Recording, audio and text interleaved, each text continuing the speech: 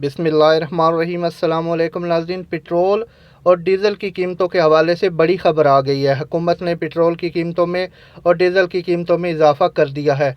नाज़रीन, आपको बताते चलें कि पेट्रोल की कीमत में 22.45 रुपये इजाफ़ा किया गया है, जबकि डीज़ल की कीमत में 19.60 पैसा इजाफ़ा किया गया है। अब पेट्रोल जो है वो 312.90 रुपये में आपको मिलेगा, जबकि डीज़ल की जो नई कीमत है वो 313 रुपये पर लीटर होगी। आपको बताते चलेंगे जो पेट्रोल की पहली कीमत थी वो 290.45 रुपये थी, जिसमें अब 22.45 रुपये का इजाफ़ा हुआ है।